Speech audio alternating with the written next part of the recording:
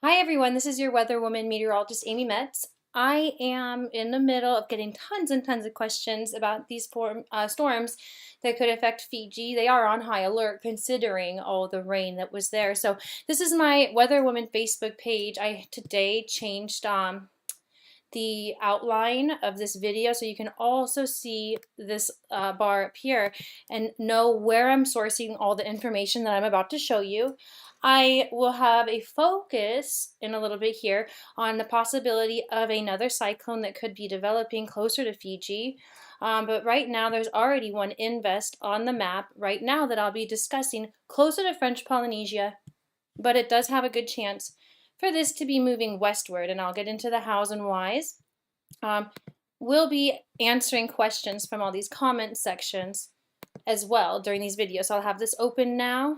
Here we go. Someone wanted to hear about Tonga because there was also that information coming up. Solomon Islands, very, very rainy in the Solomon Islands, but not cyclonic.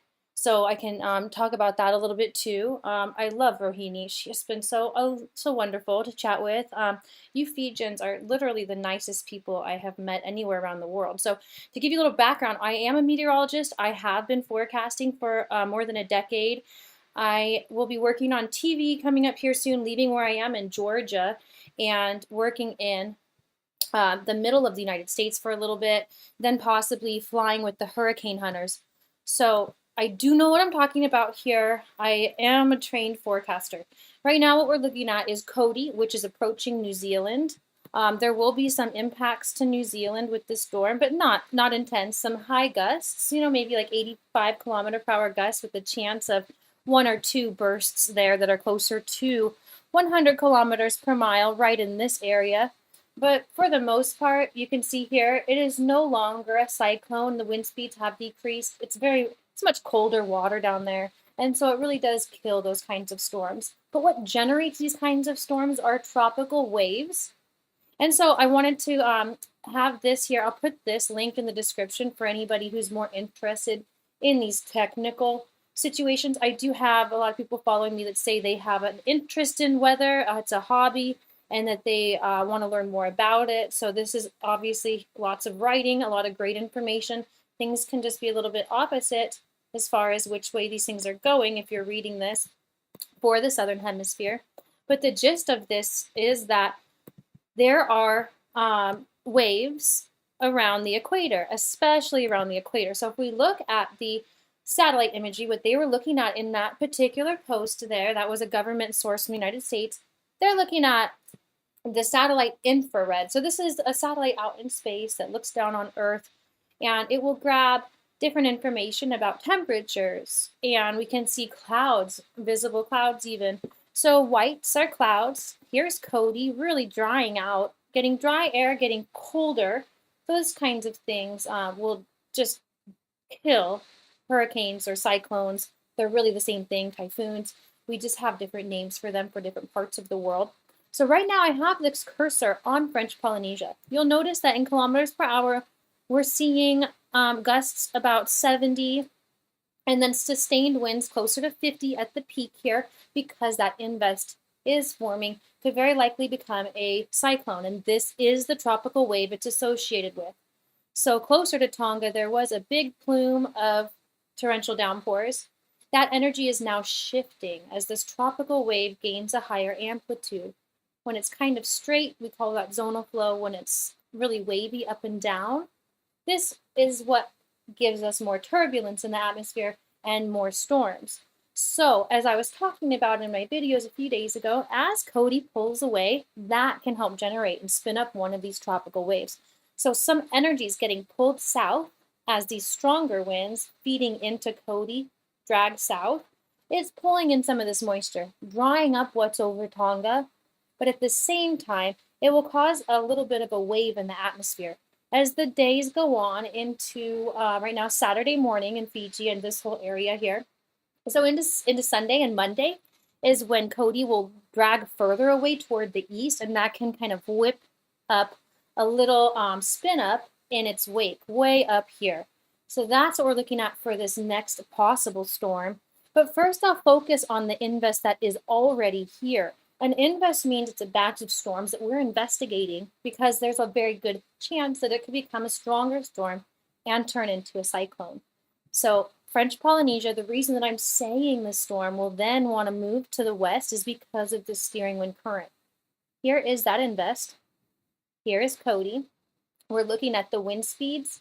So when we see these pinks and the brighter colors, we're looking more closer to 70 kilometers per hour, but this is way up in the atmosphere, 600 HPA or millibars. It's about halfway up through the sky. Kind of like the mid-level clouds that you see, not the ones close to the ground, not the ones way high in the sky, but right in the middle here.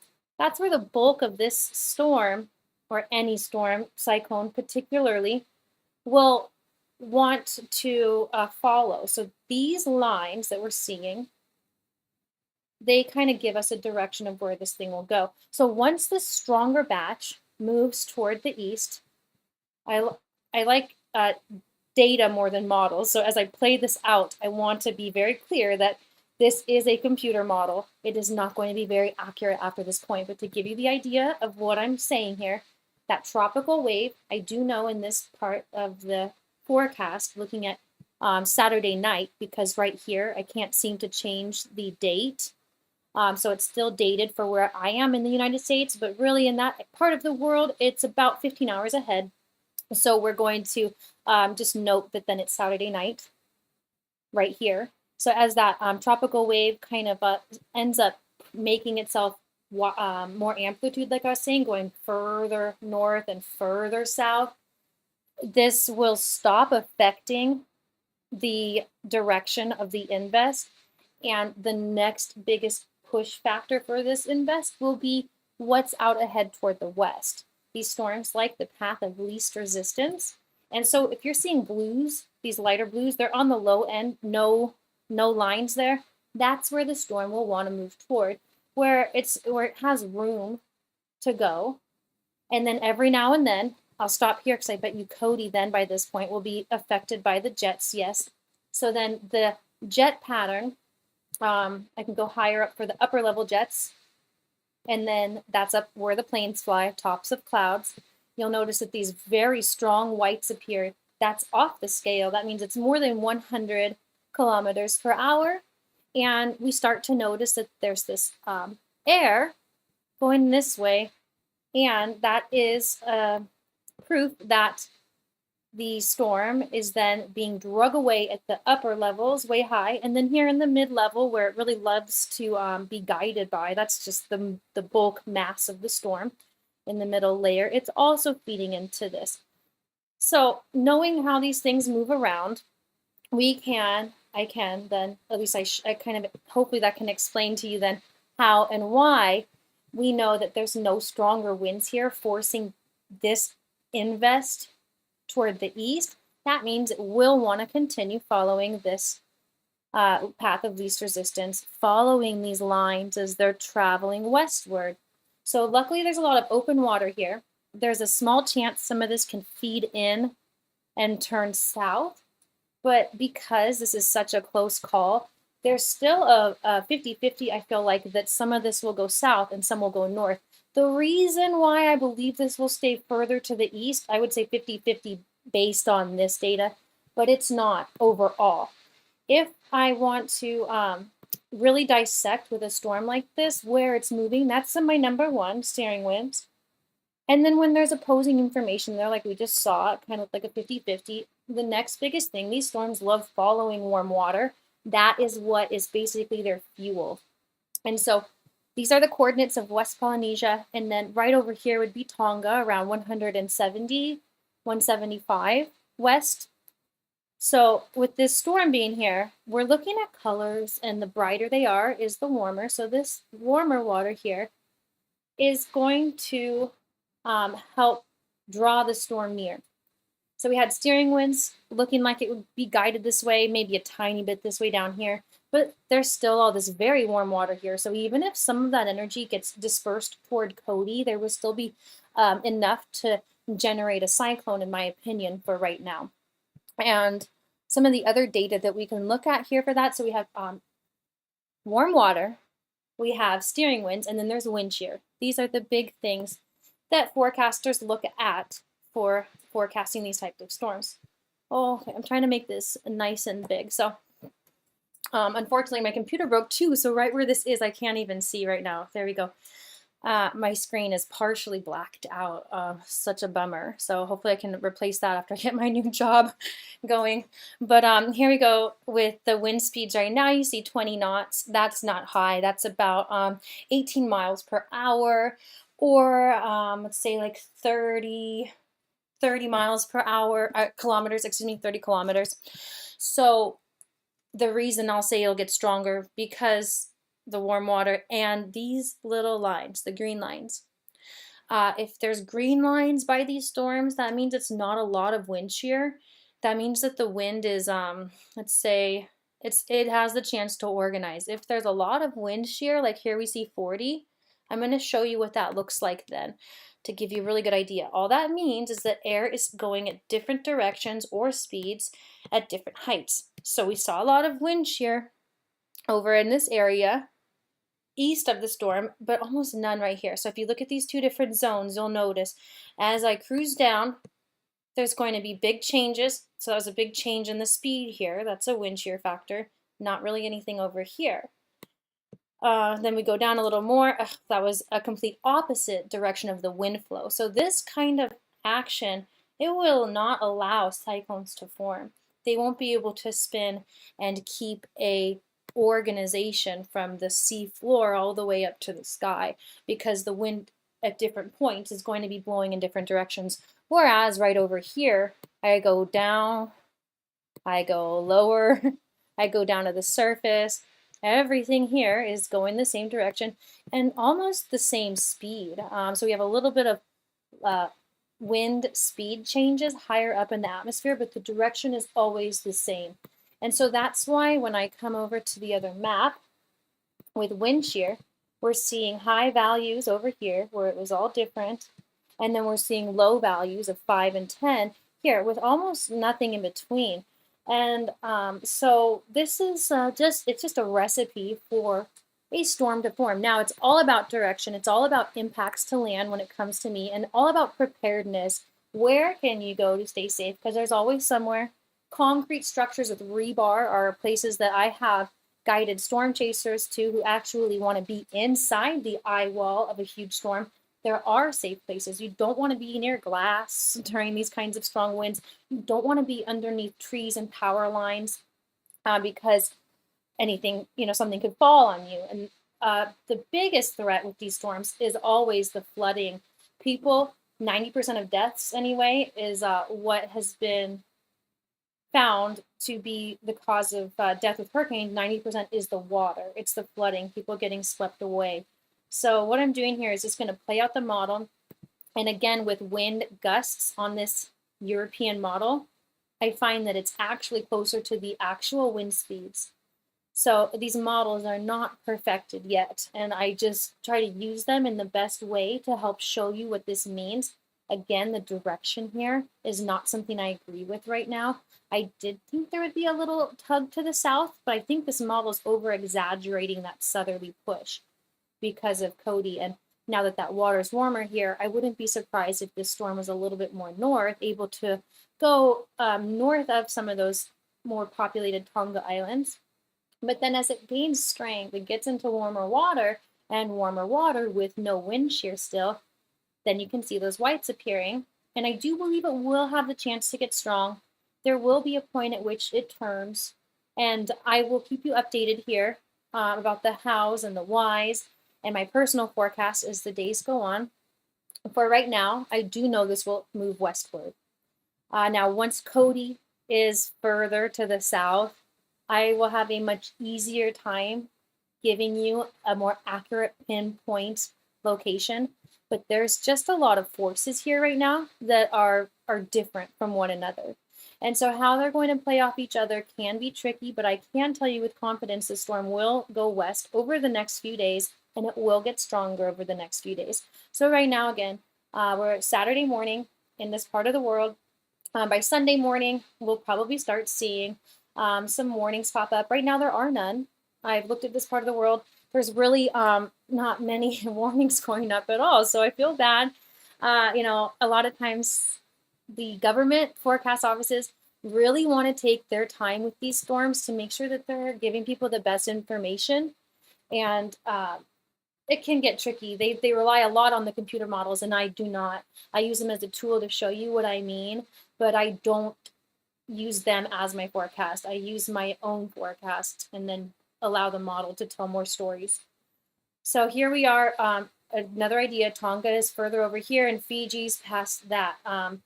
So we will be keeping an update on the storm. It will move west toward Tonga for sure. And whether or not it's a direct impact, we'll know later. When it comes to the rain, I would like to focus on the rain because of that intense flooding that happened in Fiji. Plus, there were heavy rains the other night in Tonga that did evaporate. So while they had a lot of rain, it's gone now. Luckily, Fiji's had a bit of a time to dry out. I'd been forecasting for them that after that cyclone, they would be able to get a dry break on Thursday with on and off rainfall across the islands, especially throughout the days, because that moisture is so close and some mountains can affect excess rainfall. But thank goodness there's some dry time here, well ahead of anything else. Plus, this tropical wave, as it gains its amplitude, I had been forecasting that by Sunday, hopefully some sunshine. I do believe that's still in the forecast, that this whole batch of, call it a tropical wave, since you know that now, then that this will become further down here, raining more. So Solomon Islands, I was asked about, they've been getting rain and rain and rain. Luckily not these huge, massive plumes like we just saw in Fiji, but it's been a lot. And the same with Vanuatu. So that will continue and continue. New Caledonia will start getting the rain in a few days as Fiji finally gets some sunshine. But right behind that, there will be more rain coming in. And then another short break until next weekend, when we'll be looking closer at how this invest is turning into a cyclone and exactly where it's traveling. As soon as these effects from Cody are long gone, things will be more cut and dry for me with how I forecast. There's something I'm looking for, if anyone can help me, height rises and height falls. Those maps are a product in America that help me so much with forecasting the specifics that allow me to forecast an entire week in advance. So without that, I'm really, I'm just stuck waiting until a week ahead of time. So here we are now, a week ahead of time, and I can go ahead and confidently say it will be moving west. Next, I'm just worried the next big thing I'll be watching for will be exactly how close it gets to land. But I do like to say, don't get scared, get prepared. When it comes down to it, I'll talk about the safe places to be. You want to be above ground, high up when these storms cross, on the side of the island that is more protected by mountains. So I'll get into those specifics for these islands in the next few days. That will be midweek. Let's say by Monday was my next planned forecast. So I'll update this Monday, have more and more answers, and then I feel like by Wednesday, landfall information will be much more clear. And so how that affects Tonga and then Fiji. And what I would just be thrilled to see is this tropical wave speed up. Now, if I had that height fall map, I could tell you if it's going to speed up or slow down. But there's a chance if things change in the right way that I would like, this could start moving south before severely affecting those islands.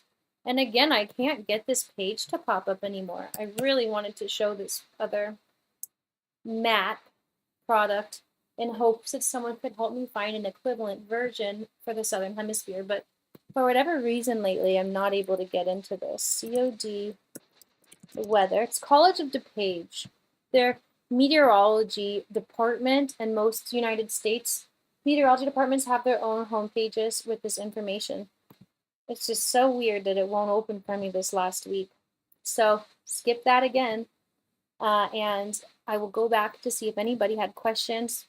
The energy over Tonga was the plume from the volcano, which quickly disappeared. Thank you so much for that. I was watching that on the map and just kind of, because it's so close to that tropical wave, had thought that it was from that. And I mean, it erupted That's so interesting. I missed that on the news. So this plume just grew. Of course, I can show you again instead of just circling this. Here it is. So it doesn't show the genesis of it or the starting point anymore because it goes 12 hours back only. But you'll notice that it grows and then pretty quickly just totally disappears. I was watching that thinking, oh wow, it must be a feature of the long wave, and that can be part of it because some of this would continue to be cloud coverage if it was ideal. But as this is lifting, it probably instigated less and less cloud formation there. So that's cool news. Thank you for sharing that. And I will see if there's any newer questions other than the ones I answered earlier. So what is the possibility of it affecting Fiji right now? I would have to say that's really, I hate to say 50-50, but that's where I feel with this right now, because there is that little chance this could turn south. Now Monday, I'll have a much better answer for you. Wednesday, I'll be much better on the landfall.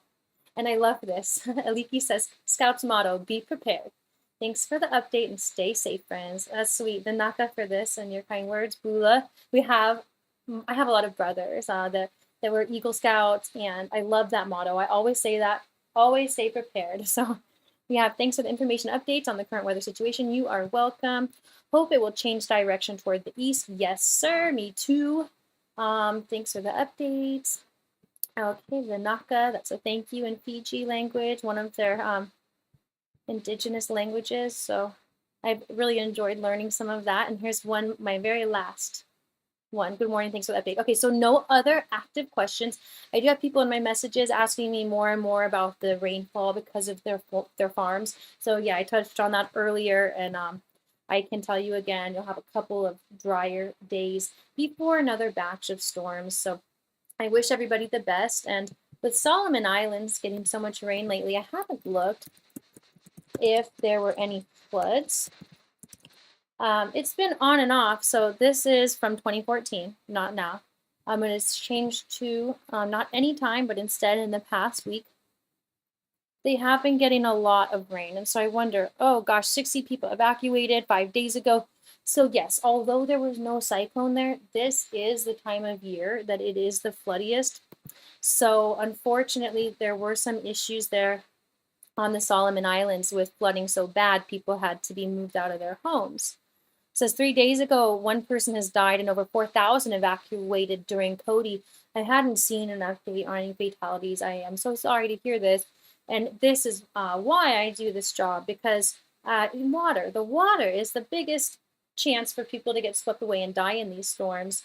The other is that if they're trying to evacuate too late and they get out after the winds are already strong. And so it's important to just know ahead of time what part of the island is going to be the safest and know that you're in a strong structure. Concrete and rebar are my favorite for these kind of situations. Find out your local storm shelters or talk to friends that are on the opposite sides of the islands on whatever island you are. And in that case, you guys can work something out with each other where maybe you can go to one another's homes depending on the situation.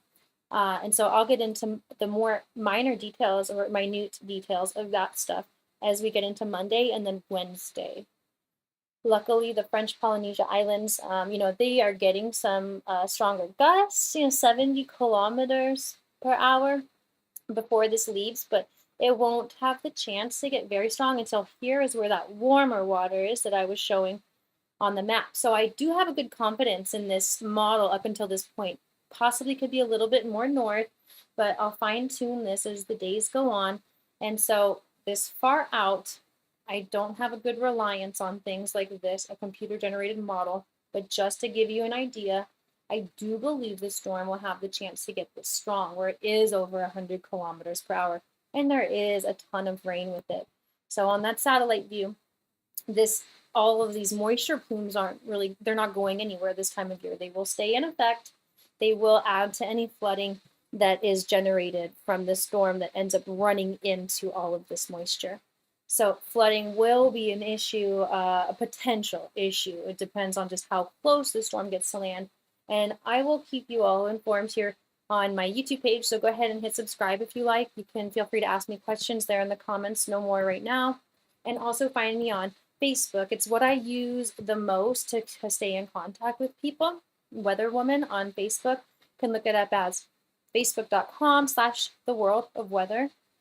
And from there, I'm hoping to start a company called The World of Weather where I'm able to see these storms. I storm chased and caught some tornadoes safely a couple weeks ago. These kind of things, when we're on the ground, we can check these things out in person. If we're trained and doing it safely, it can help others be more prepared. So I really hope everybody the best with these storms. I'm getting some calls now on this, so I'm going to check in with these customers and go ahead, follow me and hit subscribe. I'll talk to y'all later. Best of wishes.